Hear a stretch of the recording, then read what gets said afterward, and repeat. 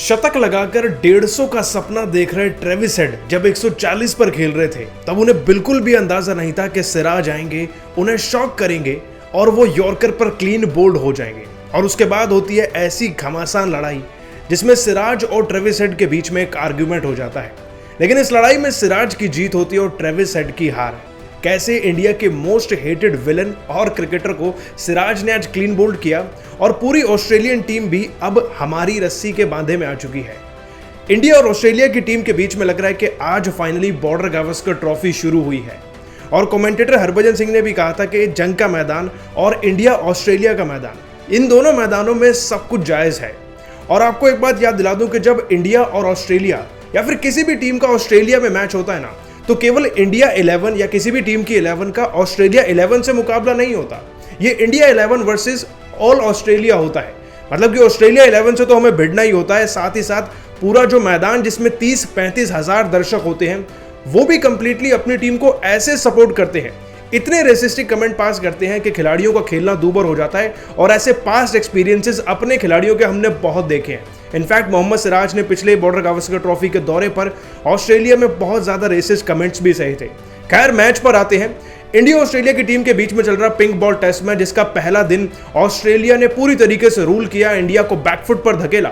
लेकिन आज जब आप उनका स्कोर कार्ड उठाकर देखेंगे तो कोई बहुत ज्यादा प्रॉमिसिंग पारियां निकल नहीं रही थी लबुशेन और ट्रेविस हेड को छोड़कर। अब देखिए, स्कोर कार्ड आपके सामने है।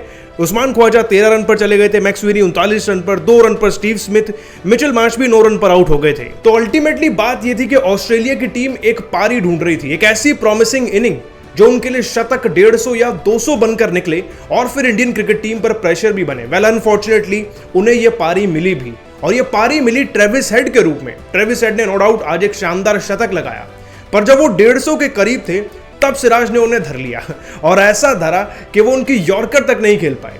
तो पूरा मामला पारी के 82वें ओवर का है। सिराज एक स्लोअर यॉर्कर लेकर आते हैं। इनफैक्ट बॉल इतनी स्लो थी कि एक टाइम पर लग ही नहीं रहा था कि टप्पा खाएगी, और फिर इसी असमंजस में ट्रेविस हेड भी कंफ्यूज हो गए और गेंद मिडिल स्टंप पर जाकर हिट कर गई। अब सिराज का कुछ फेस का एक्सप्रेशंस भी ऐसा रहता है कि जब वो अपना रन अप पूरा करके खिलाड़ी की तरफ जाते हैं तो उनका फेस हमेशा थोड़ा गुस्से में दिखता है, जो कि आपको इस फोटोग्राफ में यहाँ दिख रहा होगा। लेकिन इसके बाद ट्रेविस हेड इतना ज्यादा तड़प जाते हैं, बौखला जाते हैं, क्योंकि वो 140 पर आउट हो गए थे और 150 के बहुत करीब थे।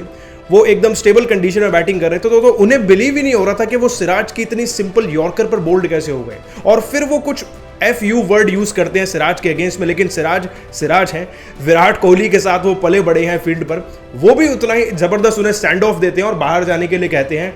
आधे मैदान पर जाने के बाद इनफैक्ट ट्रेविस हेड को पता चलता है कि अच्छी पारी खेल कर गए हैं, तब जाके वो बल्ला उठाते हैं। अदरवाइज इस पूरी लड़ाई में रोहित शर्मा हंस रहे थे, विराट कोहली सिराज को प्रेज कर रहे थे। एंड नो डाउट सिराज की तारीफ बनती है, क्योंकि उन्होंने वो विकेट दिलाया है जो इंडियन क्रिकेट टीम के अगेंस्ट में शायद 60 से 70 रन और भी बना सकता था। तो सिराज को सैल्यूट है, उन्होंने तो रॉक कर दिया और शॉक कर दिया ट्रेविस हेड को। अब देखा जाए तो ऑस्ट्रेलियन टीम के 1 या 2 विकेट बचे हैं।